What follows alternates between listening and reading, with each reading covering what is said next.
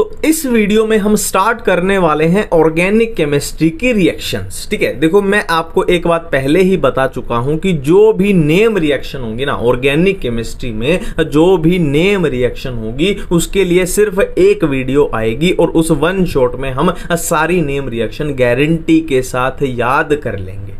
अब बाकी की जो रिएक्शन बचती हैं, जो ये वाली हैं, वो तीन टाइप की होती हैं। कौन सी? सब्स्टिट्यूशन रिएक्शन होगी, एडिशन रिएक्शन होगी या फिर एलिमिनेशन रिएक्शन होगी। ठीक है, अब नाम से ही क्लियर हो रहा है, सब्स्टिट्यूशन यानी किसी चीज का सब्स्टिट्यूशन हो जाएगा, है ना। मान लो यहां पे ए था, यहां पे बी था, तो ए की जगह बी आ जाएगा, सिंपल सी बात है, सब्स्टिट्यूशन हो जाएगा। एडिशन नाम से ही पता लग रहा है, किसी चीज का एडिशन हो जाएगा, जोड़ हो जाएगा। ठीक है, एलिमिनेशन यानी किसी चीज का एलिमिनेशन हो जाएगा। और एलिमिनेशन क्या होता है ये तो हमको है ना पता ही है, एलिमिनेशन का मतलब क्या होता है। तो सबसे पहले हम करेंगे सब्स्टिट्यूशन रिएक्शन, फिर एडिशन रिएक्शन, फिर करेंगे हम एलिमिनेशन रिएक्शन। तो सबसे पहले हम बात करने वाले हैं किसके बारे में, सब्स्टिट्यूशन रिएक्शन के बारे में। तो ये तीन टाइप की होती हैं, NSR यानी न्यूक्लियोफिलिक सब्स्टिट्यूशन रिएक्शन, ESR यानी इलेक्ट्रोफिलिक सब्स्टिट्यूशन रिएक्शन, FRSR यानी फ्री रेडिकल सब्स्टिट्यूशन रिएक्शन। ठीक है, अब फ्लो क्या रहेगा, पहले हम ये वाली करेंगे यानी न्यूक्लियोफिलिक सब्स्टिट्यूशन रिएक्शन, फिर इलेक्ट्रोफिलिक और फिर करेंगे हम फ्री रेडिकल सब्स्टिट्यूशन रिएक्शन। देखो फंडा सिंपल सा है ना। नाम क्या है, NSR यानी न्यूक्लियोफिलिक सब्स्टिट्यूशन रिएक्शन। मतलब क्या है, हमें सब्स्टिट्यूशन कर देना है किसका, न्यूक्लियोफाइल का सब्स्टिट्यूशन कर देना है। ठीक है, अब न्यूक्लियोफाइल क्या होता है, देखो न्यूक्लियो का मतलब होता है पॉजिटिव चार्ज, न्यूक्लियो का मतलब होता है पॉजिटिव चार्ज, और फिलिक का मतलब होता है जो उससे प्यार करे। दिल बना देता हूं यानी प्यार करे, है ना। देखो एक वर्ड होता है फिलिक, एक होता है फोबिक। फोबिक मतलब डरना और फिलिक यानी प्यार करना। तो पॉजिटिव चार्ज से जो प्यार करेगा वो कौन होगा, न्यूक्लियोफाइल होगा। तो जाहिर सी बात है एक नेगेटिव चार्ज वाली स्पीशी होगी, है ना। ये थोड़ा हम आइडिया इससे लगा सकते हैं। अब उस स्पीशी का हमें क्या करना है, सब्स्टिट्यूशन करना है ना। अब हम क्या कर रहे हैं, सबसे पहले रिएक्शन देख रहे हैं किसकी, रिएक्शंस ऑफ एल्काइल हैलाइड की। अब एल्काइल हैलाइड क्या होता है, देखो ये है एल्काइल ग्रुप और ये हो गया हैलाइड, तो ये होता है क्या, एल्काइल हैलाइड। ये अपना क्या है, एल्काइल हैलाइड है, ये अपना एल्काइल हैलाइड है। ठीक है, अब इसमें देख लो, अगर आप चार्ज बना के देखो तो आप इजीली बता दोगे कि ये एक हैलोजन, अरे ये क्या हुआ। ठीक है, तो देखो ये एक हैलोजन है, अगर ये एक हैलोजन है तो इस पे आएगा नेगेटिव चार्ज आएगा और R पे क्या आएगा, पॉजिटिव चार्ज आएगा। ये बात अपने को पता है। ठीक है, अब इसमें से आपको पूछा जाए कि न्यूक्लियोफाइल कौन है, इसमें से न्यूक्लियोफाइल कौन है, कि न्यूक्लियोफाइल कौन होगा जो पॉजिटिव चार्ज से क्या करेगा, प्यार करेगा। तो पॉजिटिव चार्ज से, पॉजिटिव चार्ज तो प्यार नहीं करेगा भाई, पॉजिटिव चार्ज से प्यार कौन करेगा, नेगेटिव चार्ज करेगा। तो ये अपना क्या है, इधर ये अपना क्या है, न्यूक्लियोफाइल है। अब न्यूक्लियोफाइल का अपने को क्या करना है, सब्स्टिट्यूशन करना है ना। यानी अपने को सब्स्टिट्यूशन किसका करना है, इसका सब्स्टिट्यूशन करना है। ठीक है, अब जाहिर सी बात है नेगेटिव चार्ज वाली स्पीशी का जब सब्स्टिट्यूशन करोगे तो जिससे सब्स्टिट्यूशन करोगे वो भी तो नेगेटिव चार्ज की होनी चाहिए, तभी तो सब्स्टिट्यूशन हो पाएगा, सिंपल सी बात है। ठीक है, अब ये देख लो, इनके साथ अपने को सब्स्टिट्यूशन करना है। देखो यहाँ पे नाम पहले ही बता देता हूं, इनको थोड़ा होल्ड पे रखेंगे, और ये मैं आपको लास्ट में बताऊंगा दो चीजें, बाकी देखते हैं। अब देखो पहले हम चार्ज डिस्ट्रीब्यूशन कर लेते हैं। अगर इसकी बात करें तो आप देखते ही बता दोगे कि सोडियम पे आएगा पॉजिटिव चार्ज और इस पे आएगा नेगेटिव चार्ज। इसमें आप देखते ही बता दोगे ये पोटेशियम है, इस पे आएगा पॉजिटिव और CN पे आएगा नेगेटिव चार्ज। इधर देखते ही बता दोगे इस पे आएगा पॉजिटिव चार्ज, इस पे आएगा नेगेटिव चार्ज। इधर देखते ही हम बता सकते हैं कि सोडियम पे पॉजिटिव आना चाहिए, आयोडीन पे नेगेटिव आना चाहिए। इधर ये मेटल है तो इस पे पॉजिटिव आना चाहिए, और फ्लोरीन हैलोजन है तो उस पे नेगेटिव आना चाहिए। इधर देखते ही बता दोगे सोडियम पे पॉजिटिव आना चाहिए, OH पे क्या आना चाहिए, नेगेटिव आना चाहिए। इसको भी थोड़ा सा होल्ड पे कर दो। इसका सिंपल सा फंडा है, अगर ये वाला आपको इस वाली रिएक्शन में ये वाला कहीं दिख जाए ना, लिथियम वाला, तो हाइड्रोजन चिपका देना है, बात खत्म है। ठीक है, अब यहां पे बात करें तो देखो इस पे आएगा अपना क्या, नेगेटिव चार्ज, लिथियम पे आ जाएगा पॉजिटिव चार्ज। ठीक है, इसकी बात करते हैं RCOO नेगेटिव, और Ag पे है अपना पॉजिटिव चार्ज। इसकी बात करें तो पोटेशियम पे क्या आएगा, अपना पॉजिटिव चार्ज आएगा, और OH क्या हो जाएगा, नेगेटिव चार्ज होगा। सिंपल है। अब अपने को क्या करना है, नेगेटिव चार्ज वाले से इसको क्या कर देना है, सब्स्टिट्यूट कर देना है। ठीक है, अब इसमें नेगेटिव चार्ज वाला कौन है, ये वाला है, तो ये कहां चिपक जाएगा, इस R पे चिपक जाएगा, ROR बन जाएगा। ठीक है, अब इसमें नेगेटिव चार्ज वाला कौन है, Cn है, तो Cn कहां चिपक जाएगा, इस R पे चिपक चिपक जाएगा तो RCN बन जाएगा। ठीक है, ये होल्ड पे हमने रखा था। इसमें देखो NO2 है तो NO2 कहाँ चिपक जाएगा, R पे चिपक जाएगा और ये क्या बन जाएगा, RO, ये बन जाएगा RONO। ठीक है, इस तरीके से। अब नेक्स्ट देखो नेगेटिव चार्ज वाला कौन है, ये है अपना आयोडीन है तो ये RI बन जाएगा ना, इस R पे चिपकाना है ना अपने को, इसको तो सब्स्टिट्यूट करना है, इस R पे चिपकाना है। ठीक है, नेक्स्ट बात करते हैं, इसमें फ्लोरीन है नेगेटिव वाला तो फ्लोरीन चिपक जाएगा। नेक्स्ट है ये क्या है, OH है तो OH चिपक जाएगा। ठीक है, इसमें क्या है, इसमें अपना R नेगेटिव वाला कौन है, ये R ग्रुप है तो ये इसमें चिपक जाएगा। ठीक है, नेक्स्ट नेगेटिव वाला कौन है, RCOO नेगेटिव, ये है नेगेटिव वाला पोर्शन तो ये इस पे R पे चिपक जाएगा। ठीक है, सिंपल है। नेक्स्ट क्या है, नेगेटिव वाला कौन है, OH है तो ये OH चिपक जाएगा। बिल्कुल सिंपल तरीके बातें चल रही हैं। ठीक है, अब देखो जिनको हमने होल्ड पे रखा था उनको देख लेते हैं, हमने जिनको होल्ड पे रखा था उनको देख लेते हैं। देखो यहाँ फंडा सिर्फ एक ही है, जो ये पोटेशियम वाले हैं ना, जो ये पोटेशियम वाले हैं ये क्या बनाएंगे, आयनिक बॉन्ड बनाएंगे, और जो ये Ag वाले हैं ये क्या बनाएंगे, कोवेलेंट बॉन्ड बनाएंगे। यहाँ पे भी ऐसे है, पोटेशियम वाला आयनिक बॉन्ड बनाएगा और ये कोवेलेंट बॉन्ड बनाएगा। अब आयनिक बॉन्ड का सिंपल सा फंडा है कि जो अब तक हम करते आ रहे हैं वही कर देना है सिंपली अपने को, ना कि Cn नेगेटिव और ये RCN बना दिया अपने को। यहाँ भी ऐसे ही है, NO2 नेगेटिव और ये बना दिया हमने। बट AgCN में क्या होगा, देखो यहाँ पे R का बॉन्ड अल्काइल ग्रुप का बॉन्ड क्या है, कार्बन के साथ RCN है, बट इसमें क्या है, ऑपोजिट बन जाएगा, RNC बन जाएगा। ठीक है, इसमें क्या है, ये साइनाइड बना है तो इसमें आइसोसाइनाइड बन जाएगा। सिंपल है, नॉर्मल बॉन्ड क्या है, अपने को ऐसे बनाना ना, कार्बन पहले कार्बन फिर नाइट्रोजन, और इसमें क्या कर देना, उल्टा कर देना, पहले नाइट्रोजन फिर कार्बन, ये बन जाएगा।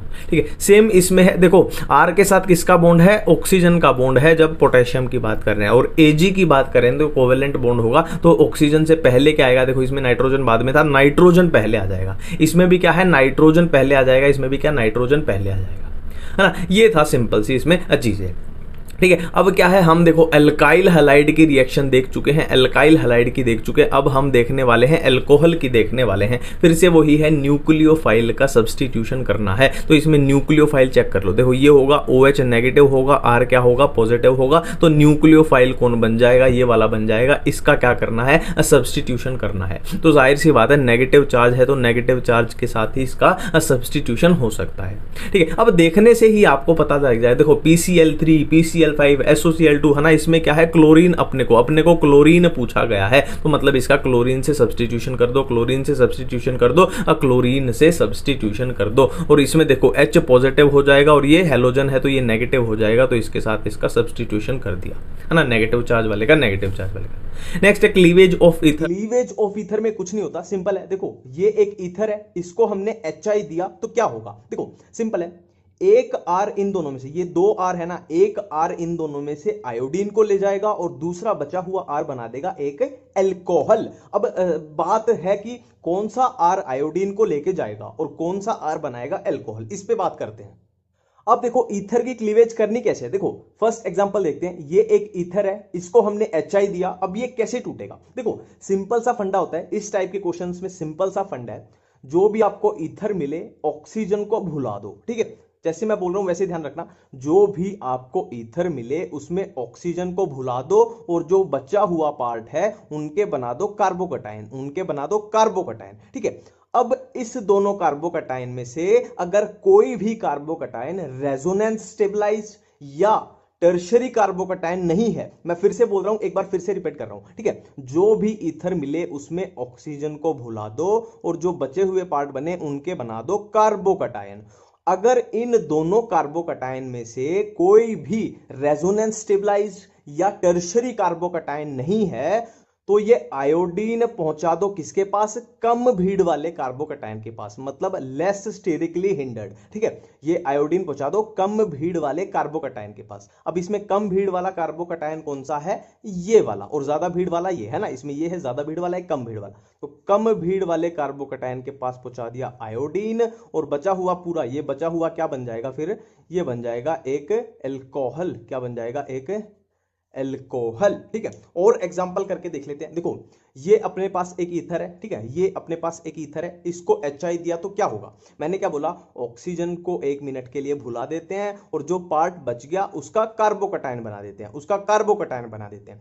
अब इन दोनों कार्बोकटायन में से चेक करना है कि रेजोनेंस स्टेबलाइज्ड या टर्शरी कार्बोकटायन तो नहीं है, तो इनमें से कोई भी रेजोनेंस स्टेबलाइज नहीं है, ये रेजोनेंस स्टेबलाइज नहीं है। ठीक है, इसमें धोखा मत खा जाना, इनमें से कोई भी रेजोनेंस स्टेबलाइज नहीं है और ना ही टर्शरी कार्बोकैटायन है। तो आयोडीन पकड़ा दो कम भीड़ वाले कार्बोकैटायन को, तो आयोडीन इसके पास आ जाएगा, ये CH3, और ये क्या बचा हुआ क्या बन जाएगा, एल्कोहल। एल्कोहल, ये एल्कोहल बन जाएगा। सिंपल है। और एग्जांपल कर लेते हैं। देखो ये एक ईथर है, इसको HI दिया तो क्या होगा, देखो ऑक्सीजन को थोड़ी देर के लिए भुला दो और बचे हुए का क्या बना दो, 2 कार्बोकैटायन। अब इन दोनों कार्बोकैटायन में से चेक करो कि रेजोनेंस स्टेबलाइज तो नहीं है, तो इन दोनों में रेजोनेंस स्टेबलाइज्ड कोई भी नहीं है। और दूसरा क्या था, टर्शरी कार्बोकैटायन तो नहीं है, तो ये देखो टर्शरी कार्बोकैटायन, ये वाला कार्बन 3 कार्बन से जुड़ा है, मतलब जो अपना रूल था वो ऑपोजिट हो जाएगा। ठीक है, पहले हम क्या कर रहे थे, ये आयोडीन इस कम भीड़ वाले को देना चाहिए था, पर अभी ये टर्शरी कार्बोकैटायन है तो ऑपोजिट हो जाएगा, मतलब ज्यादा भीड़ वाले के पास। ठीक है, ये आप हाइड्रोजन लगा लेते रहना, ये ज्यादा भीड़ वाले के पास चला जाएगा आयोडीन, और इसका क्या बन जाएगा, स्मॉल वाले का बन जाएगा एल्कोहल। ठीक है, ये बन गया एल्कोहल। एक और एग्जांपल करके देख लेते हैं। देखो ये एक ईथर है, HI दे दिया तो क्या होगा, ऑक्सीजन को थोड़ी देर के लिए भुला दो और बचे हुए पार्ट के बना दो 2 कार्बोकैटायन। तो इसमें से पहले चेक करो रेजोनेंस स्टेबलाइज्ड या टर्शरी कार्बोकैटायन। तो ये वाला देखो, ये रेजोनेंस स्टेबलाइज्ड है, मतलब अपना जो नॉर्मल रूल था उसके ऑपोजिट चीजें जाएंगी, है ना। ये भारी वाला है, ये भारी वाला कार्बोकैटायन, ये स्मॉल वाला। तो नॉर्मली क्या होना था, स्मॉल वाले के पास आयोडीन जाना चाहिए था, पर इसका ऑपोजिट हो जाएगा, मतलब भारी वाले के पास क्या जाएगा, आयोडीन जाएगा। ये बन जाएगा ये, और बचे हुए का क्या बन जाएगा, बचे हुए का बन जाएगा एक एल्कोहल। ठीक है, नेक्स्ट है न्यूक्लियोफाइल सब्स्टिट्यूशन में ही रिएक्शन है होफमैन अल्काइलेशन के भी। ठीक है, इसमें क्या करना है, देखो नाम में ही आ रहा है अल्काइलेशन, नाम में ही आ रहा है अल्काइलेशन, मतलब अपने को एल्काइल ग्रुप जोड़ते हुए चलना है। ठीक है, क्या करना है, हाइड्रोजन को हटाते हुए चलना है और एल्काइल ग्रुप को प्लस यानी जोड़ते हुए चलना है। अब NH3 पे अगर आप ये दोगे, RCl दोगे, तो क्या होगा, इसमें से एक हाइड्रोजन हट जाएगा तो क्या रह जाएगा, NH2 रह जाएगा, और एक अल्काइल ग्रुप जुड़ जाएगा यानी RNH2 बन जाएगा। क्या बन जाएगा, RNH2 बन जाएगा। ये एक प्राइमरी अमीन है। प्राइमरी अमीन कैसे है कि नाइट्रोजन सिर्फ एक कार्बन से जुड़ा हुआ है। नेक्स्ट, अब सेम आपके रिएक्शन कराओगे तो क्या है, हाइड्रोजन को हटा दो। अब यहाँ पे 2 हाइड्रोजन है तो हाइड्रोजन हट के सिर्फ एक रह जाएगा और R ग्रुप जुड़ जाएगा, है ना। इस पे क्या हो जाएगा, R ग्रुप जुड़ जाएगा, तो ये क्या बन जाएगा, R2NH बन जाएगा। ये एक सेकेंडरी अमीन है क्योंकि नाइट्रोजन जो है वो 2 कार्बन से अटैच है। फिर सेम रिएक्शन कराओगे तो क्या होगा, ये जो हाइड्रोजन है ये भी हट जाएगा और इस पे एक और एल्काइल ग्रुप जुड़ जाएगा, तो R3N ये बन जाएगा। ये एक टर्शरी अमीन है क्योंकि नाइट्रोजन 3 कार्बन से अटैच है। अब सेम रिएक्शन कराओगे तो क्या होगा, देखो अल्काइल ग्रुप तो जुड़ गया, R4 हो गया, पर हाइड्रोजन तो है ही नहीं, हाइड्रोजन इसके है ही नहीं, तो क्या है, पॉजिटिव चार्ज इधर आ जाएगा और ये क्या बन जाएगा, क्वाटर्नरी अमोनियम सोल्ट। क्वाटर्नरी यानी यहाँ पे 4 है, अमोनियम सोल्ट तो नाइट्रोजन की वजह से है ऑब्वियसली। ठीक है, नेक्स्ट बात करते हैं एरोमेटिक SN2। देखो ये एक रिएक्शन है, डॉस प्रोसेस इसको बोलते हैं इस रिएक्शन को। अब इसका मैकेनिज्म तो है, थोड़ा मैकेनिज्म तो है, पर डायरेक्ट एग्जाम में आ जाए ये वाली रिएक्शन तो सिंपल सा याद रखना। देखो ये क्या है, SN2 यानी न्यूक्लियोफिलिक सब्स्टिट्यूशन रिएक्शन है। न्यूक्लियोफिलिक सब्स्टिट्यूशन रिएक्शन है, तो न्यूक्लियोफाइल का सब्स्टिट्यूशन करना है। तो मैं आपको ट्रिक बता रहा हूं, देखो ये क्या है, नेगेटिव चार्ज स्पीशी है, और इधर बात करें सोडियम पे पॉजिटिव, OH पे नेगेटिव, तो नेगेटिव चार्ज वाली को नेगेटिव चार्ज वाले के साथ क्या कर दो, रिप्लेस कर दो, तो OH यहां पे आ जाएगा। ये इसकी सिंपल सी ट्रिक बताई। अब नेक्स्ट अपनी रिएक्शन है एरोमेटिक SN2। ठीक है, ये अपनी डाइजोनियम सोल्ट वाली रिएक्शन है ना। और इनमें क्या है, आपको लगभग ये याद करनी पड़ेंगी, तो जो याद करनी पड़े उसको यहां पे पूरे तरीके से इग्नोर कर दो। जो अपनी वीडियो आएगी नेम रिएक्शन वाली, मैं गारंटी से आपको एक एक चीज इसकी याद करवा के भेज दूंगा। नेक्स्ट है फ्री रेडिकल सब्स्टिट्यूशन रिएक्शन। देखो फ्री रेडिकल की पहचान क्या है कि आपको लाइट दिखाई देगी, आपको उस रिएक्शन में लाइट दिखाई देगी। ठीक है, अब यहाँ पे इस रिएक्शन में पूरी में हो क्या रहा है कि हम हाइड्रोजन को निकालते जा रहे हैं और क्लोरीन को जोड़ते जा रहे हैं। ठीक है, देखो यहाँ पे था CH4, यहाँ पे रह गया CH3, एक हाइड्रोजन निकाल दिया, एक क्लोरीन जोड़ दिया। फिर से क्या करेंगे, एक हाइड्रोजन निकाल दिया, एक और क्लोरीन जोड़ दिया, तो CH2 Cl2। फिर से क्या करेंगे, एक हाइड्रोजन निकाल दिया, एक और क्लोरीन जोड़ दिया, तो Cl3 हो जाएगा। फिर से क्या करेंगे, एक हाइड्रोजन निकाल के एक और क्लोरीन जोड़ देंगे तो हाइड्रोजन सारे यहाँ पे निकल चुके हैं और क्लोरीन सारे जुड़ चुके हैं। अब ये 3 स्टेप में होती है इनिशिएशन, प्रोपेगेशन, टर्मिनेशन। अब यहाँ पे मैं आपको सिंपल सी ट्रिक बताने जा रहा हूँ। देखो फ्री रेडिकल है तो जाहिर सी बात है फ्री रेडिकल इसमें बनेंगे, है ना, जाहिर सी बात है फ्री रेडिकल इसमें बनेंगे। अब सिंपल सी ट्रिक बताने जा रहा हूँ। देखो इनिशिएशन प्रोसेस में क्या होता है ना, सिर्फ राइट साइड, देखो ये रिएक्शन मान लो, ये रिएक्शन है, यहाँ पे डंडा मार लो, ठीक है, डंडे से राइट साइड में आपको सिर्फ फ्री रेडिकल दिखाई दे रहे हैं, ठीक है। और टर्मिनेशन की बात कर रहे हैं तो सिर्फ आपको लेफ्ट साइड में फ्री रेडिकल दिखाई दे रहे हैं, है ना। और प्रोपेगेशन की बात करें तो लेफ्ट साइड में भी, राइट साइड में भी। ये इसकी सिंपल सी ट्रिक है जिससे बिल्कुल काम आसान हो जाएगा, ठीक है। इनिशिएशन में राइट साइड पे सिर्फ फ्री रेडिकल हैं, टर्मिनेशन में सिर्फ लेफ्ट साइड पे हैं और प्रोपेगेशन पे दोनों साइड पे हैं, ठीक है। नेक्स्ट बात करते हैं हम इलेक्ट्रोफिलिक सब्स्टिट्यूशन रिएक्शन की। देखो इलेक्ट्रोफिलिक सब्स्टिट्यूशन रिएक्शन जो है ना, उसकी मैं सिंपल सी आपको ट्रिक बताता हूं, बिल्कुल सिंपल सी ट्रिक है। ये चीज अप्लाई कर देना, आपका क्वेश्चन कभी भी गलत नहीं होगा और कोई भी आपको कंफ्यूजन नहीं होगी।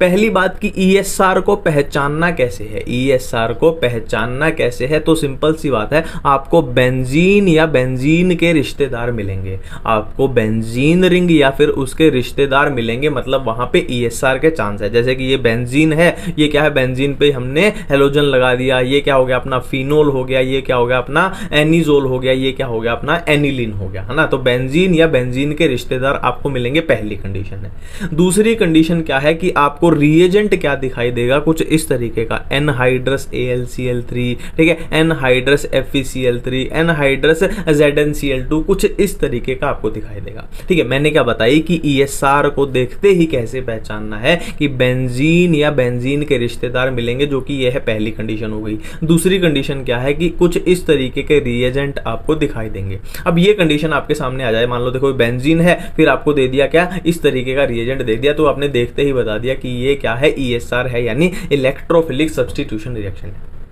ठीक है। अब इसमें होता क्या क्या है, इसमें कौन सी रिएक्शन होती है अपने पास, हेलोजिनेशन होती है, यानी अपने को हेलोजन का लेना देना है, सल्फोनेशन यानी ये अपना SO3H का लेना देना है, नाइट्रेशन यानी NO2 का लेना देना है, ठीक है। फ्रीडल क्राफ्ट एल्काइलेशन यानी एल्काइल ग्रुप का लेना देना है, और फ्रीडल क्राफ्ट एसाइलेशन यानी अपने को एसाइल ग्रुप का लेना देना है, ठीक है। ये है सिंपल सी कहानी, ये है सिंपल सी कहानी। बट यहां पे जो कंफ्यूजन होगी ना, कंफ्यूजन होगी, वहां आपको ध्यान में रहना है, ये इस रिएक्शन को लेके, ESR को लेके ये कंफ्यूजन है, ठीक है। देखो जो -M ग्रुप होते हैं, हम कर चुके हैं कि +M ग्रुप कौन से होते हैं, -M कौन से होते हैं ना, कहां पे कर चुके हैं, मीजोमरिक इफेक्ट में हम कर चुके हैं। जो -M ग्रुप होते हैं और प्लस क्या है, एनिलीन, एनिलीन क्या होती है, एनिलीन क्या होती है अपनी, ये वाली एनिलीन है, ठीक है। तो -M ग्रुप और एनिलीन क्या है, do not give Friedel craft alkylation and acylation. मतलब क्या है, -M ग्रुप वाले और क्या है, एनिलीन जो है वो फ्रीडल क्राफ्ट एल्काइलेशन नहीं देते और फ्रीडल क्राफ्ट एसाइलेशन नहीं देते। मतलब सिंपल क्या है, फ्रीडल क्राफ्ट रिएक्शन वो नहीं देते हैं। ये पहला पॉइंट हो गया, पहली कंफ्यूजन होगी, ठीक है। और दूसरा पॉइंट मैं यहां आपको बताना चाहूंगा कि देखो जो एनिलीन है या फिर फिनोल है, इस तरीके के क्या है, बहुत ज्यादा रिएक्टिव होते हैं, बहुत ज्यादा रिएक्टिव होते हैं। अब रिएक्टिव होते हैं तो इनकी रिएक्शन को अंडर कंट्रोल्ड कंडीशन कराना पड़ता है ना, कंट्रोल्ड कंडीशन के अंदर कराना पड़ता है, नहीं तो जो हमें रिजल्ट चाहिए वो और ही कुछ मिल जाता है, ठीक है। क्या है, ये एनिलीन और फिनोल जैसे ऐसे जो बहुत ज्यादा रिएक्टिव होते हैं, ठीक है। अब देखो प्रोडक्ट कैसे बनाना है, प्रोडक्ट कैसे बनाना है, तो मेजर प्रोडक्ट जो बनेगा वो पैरा होगा और ऑर्थो प्रोडक्ट कौन सा होगा, अपना माइनर होगा, ठीक है। मेजर जो प्रोडक्ट होगा वो क्या होगा, वो पैरा होगा। अब देखो ये मेजर और माइनर का क्या फंडा है, इसको हम समझते हैं। देखो मान लो अपने पास ये क्लोरोबेंजीन है और इसकी अपने को क्या करनी है, ESR करनी है, इससे अपने को क्या करनी है, ESR करनी है, मान लो हेलोजिनेशन करनी है, ठीक है। अब हेलोजिनेशन में अपने पास इसके क्या है, 2 टाइप के प्रोडक्ट बनेंगे, 2 टाइप के प्रोडक्ट। पहले तो क्लोरोबेंजीन ही बना लेते हैं, प्लस और कौन सा प्रोडक्ट बनेगा, देखो ये क्लोरोबेंजीन होगी,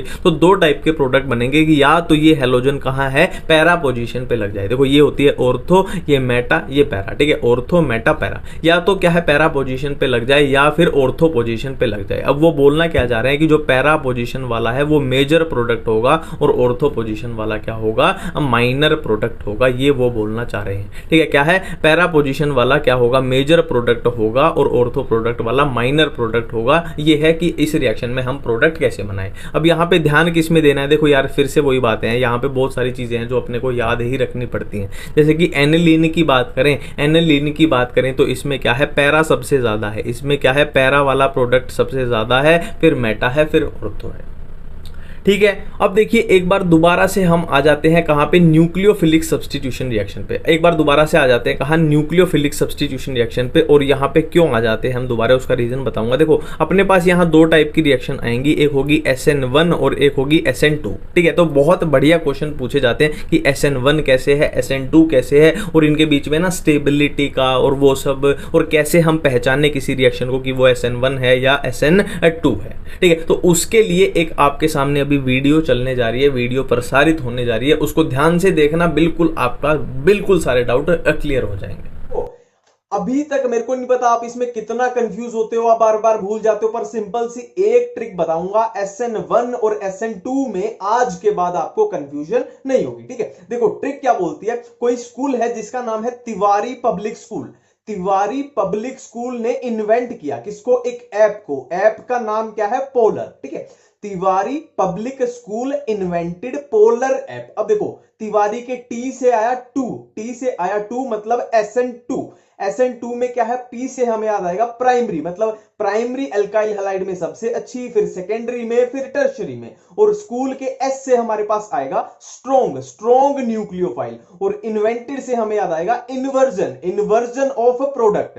और पोलर ऐप से हमें याद आएगा, देखो पोलर से, पोलर ऐप से एप्रोटिक। ठीक है, अब देखो SN2 में क्या होता है, प्राइमरी में सबसे अच्छी, फिर सेकेंडरी में, फिर टर्शरी में। और इसमें क्या चाहिए, स्ट्रॉन्ग न्यूक्लियोफाइल चाहिए। और SN2 में क्या होता है, इन्वर्जन ऑफ अ प्रोडक्ट होता है। और SN2 में क्या होता है, पोलर एप्रोटिक सोल्वेंट चाहिए। ये SN2 का हमको याद हो गया। अब बात करते हैं SN1 का कैसे याद करें। देखो SN2 का याद हो गया, अब इसके ठीक ऑपोजिट कर दो, वो हो जाएंगे SN1। देखो यहां पे क्या होगा, टर्शरी में सबसे ज्यादा, फिर सेकेंडरी, फिर प्राइमरी। ठीक है, SN1 के लिए। और ये स्ट्रॉन्ग न्यूक्लियोफाइल था, तो SN1 में क्या हो जाएगा, वीक न्यूक्लियोफाइल। यहां पे इन्वर्जन ऑफ प्रोडक्ट था, तो वहां पे क्या हो जाएगा, रिटेंशन ऑल्सो। यहां पे पोलर एप्रोटिक सोल्वेंट है, तो SN1 में क्या हो जाएगा, पोलर प्रोटिक सोल्वेंट। क्लियर है ना, बिल्कुल ऑपोजिट कर देना है, तो ये बिल्कुल क्लियर है। अब देखो, अब क्वेश्चन देखो, इस टाइप के क्वेश्चन अगर पूछे जाए वो तो अपने से ट्रिक से डायरेक्ट हो गए कि आपको स्ट्रॉन्ग न्यूक्लियोफाइल दे दिया और पूछ लिया कि कौन सी रिएक्शन होगी,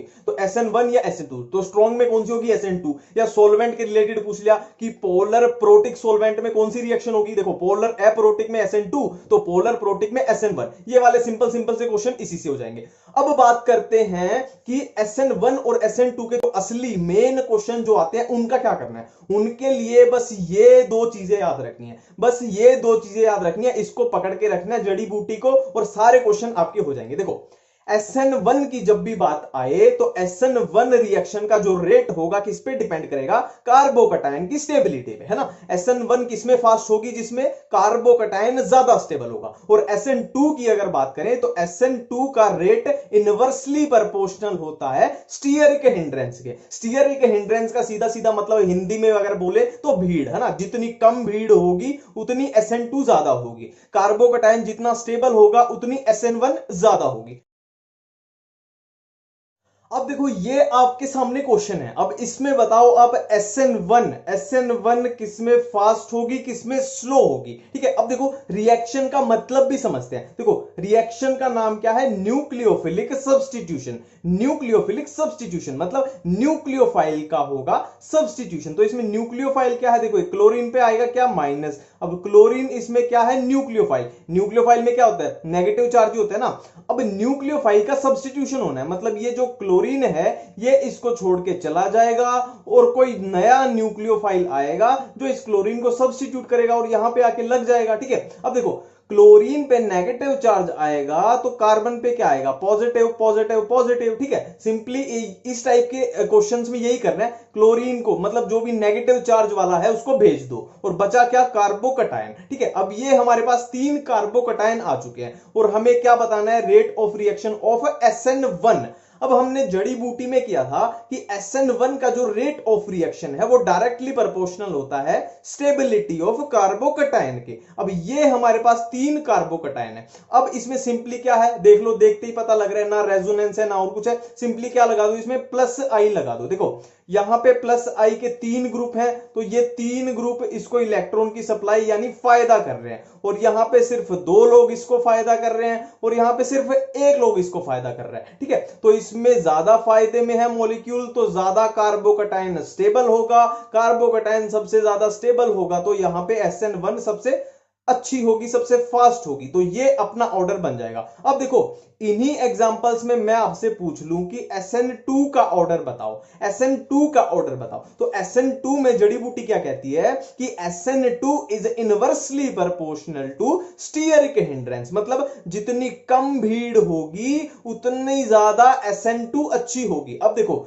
ये है टर्शरी, टर्शरी देखो यहां पे भी हैवी ग्रुप है, यहां पे भी हैवी, यहां पे भी हैवी, ठीक है, चारों तरफ से घिरा हुआ है, मतलब इसमें सबसे ज्यादा भीड़ है। अब देखो यहां पे इसमें 2 भारी वाले हैं, हाइड्रोजन तो चुन्नू मुन्नू छोटा सा होता है, मतलब यहां पे भीड़ नहीं है, इसमें थोड़ी कम भीड़ है, और इसमें बिल्कुल ही भीड़ नहीं है, इसमें सिर्फ 1 भारी है, ये छोटे मोटे है ना, इसमें सबसे कम भीड़ तो इसमें सबसे अच्छी SN2, इसमें सबसे ज्यादा भीड़ तो इसमें सबसे बेकार SN2। ठीक है, अब देखो जो हमने अपनी ट्रिक में बात की थी वो यहां पे प्रूव हो रही है। देखो SN2 का हमने ऑर्डर क्या लगाया, देखो ये क्या था प्राइमरी, ये क्या था प्राइमरी अल्काइल हैलाइड, ये सेकेंडरी, और ये टर्शियरी अल्काइल हैलाइड। अब देखो प्राइमरी में सबसे अच्छी हो रही है SN2, और SN1 के लिए बिल्कुल ऑपोजिट टर्शियरी में सबसे अच्छी हो रही है, ये अपना पॉइंट प्रूव हो गया। ठीक है, अब देखो नेक्स्ट क्वेश्चन करके देखते हैं, नेक्स्ट क्वेश्चन करके देखते हैं, बताओ SN1 और SN2, पहले SN1 का करते हैं, SN1 का करते हैं। SN1 में सिंपल क्या है, कार्बोकटायन की स्टेबिलिटी देखनी है, तो क्या करना है, क्लोरीन नेगेटिव को भेज दो, क्लोरीन नेगेटिव को भेज दो,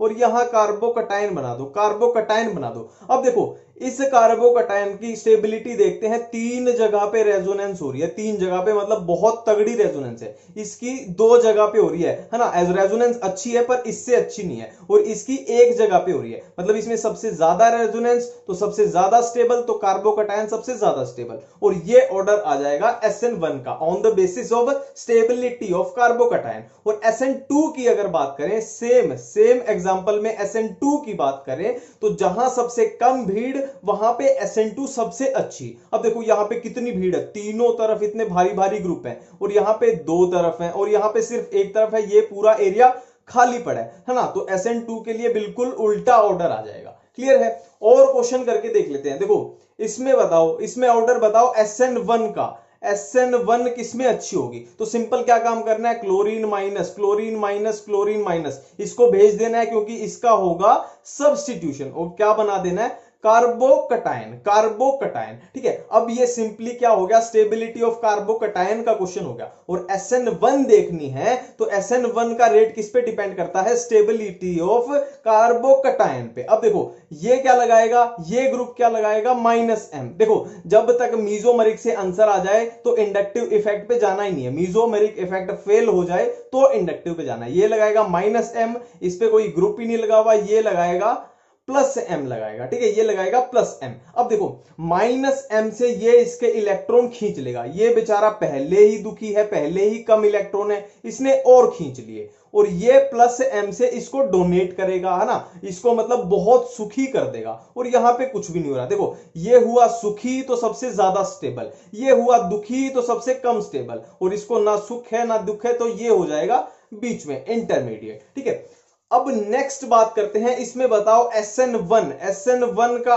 ऑर्डर बताओ, SN1 किसमें अच्छी होगी, तो सिंपली क्या करना है, क्लोरीन माइनस को भेज दो और कार्बोकटायन बना दो, और SN1 की जड़ी बूटी क्या कहती है, SN1 is directly proportional to carbocation की स्टेबिलिटी। ठीक है, अब कार्बोकटायन की स्टेबिलिटी देखते हैं। देखो यहां पे रेजोनेंस हो रही है, बिल्कुल नहीं हो रही, यहां पे हो रही है, देखो A double bond B single bond C पे पॉजिटिव चार्ज, इसमें रेजोनेंस है तो ये हो जाएगा ज्यादा स्टेबल, तो SN1 भी इसमें अच्छी होगी। ठीक है, अब देखो एक इस टाइप का क्वेश्चन आता है, एनसीईआरटी का क्वेश्चन है बिल्कुल ये, कि SN2 किसमें अच्छी होगी। अब देखो यहां पे 3 कार्बन है, यहां पे भी 3 कार्बन है, ना कहीं पे रेजोनेंस का क्वेश्चन दिख रहा है ना और कुछ है ना, अलग से ही पता लग जाएगा कि फर्क किसमें है, न्यूक्लियोफाइल में फर्क है ना। अब तक देखो, अब तक जो हम क्वेश्चन कर रहे थे उनमें क्या था, न्यूक्लियोफाइल सब में सेम था, और यहां पे न्यूक्लियोफाइल अलग हो गए, मतलब न्यूक्लियोफाइल का क्वेश्चन है। अब देखो न्यूक्लियोफिलिक सब्स्टिट्यूशन रिएक्शन में क्या होता है, ये न्यूक्लियोफाइल इसको छोड़ के जाता है और नया न्यूक्लियोफाइल यहां पे आता है ना। अब रेट कैसे कंपेयर करें, तो सिंपल सी बात है, जितनी जल्दी ये न्यूक्लियोफाइल इसको छोड़ के जाएगा उतनी जल्दी दूसरा आएगा, है ना, ये निकलेगा तभी तो नया आएगा। तो सिंपल सी बात है, क्लोरीन और आयोडीन में से जो अच्छा लिविंग ग्रुप होगा उसमें हो जाएगी फास्ट रिएक्शन। अब देखो क्लोरीन का साइज है छोटा और आयोडीन का साइज है बड़ा, और कार्बन और क्लोरीन की बॉन्ड लेंथ होगी कम, और आयोडीन का साइज है बड़ा, तो कार्बन और आयोडीन की बॉन्ड लेंथ होगी ज्यादा। तो बॉन्ड लेंथ होगी ज्यादा तो बॉन्ड स्ट्रेंथ होगी कम, मतलब इस बॉन्ड को तोड़ना आसान है। अब ये बॉन्ड आसानी से टूटेगा तो आयोडीन आसानी से चला जाएगा, क्लोरीन थोड़ी मुश्किल से जाएगा। आयोडीन जल्दी गया तो इस पे नया न्यूक्लियोफाइल जल्दी अटैक करेगा, तो ज्यादा तेज SN2 किसमें होगी, इस वाले में। ठीक है, देखो इसमें अलग से पता लग जाएगा, ना तो स्टीयरिक हिंड्रेंस का क्वेश्चन है, ना कार्बोकैटायन की स्टेबिलिटी, ना SN1 का क्वेश्चन है, अलग से ही आपको आइडिया लग जाएगा।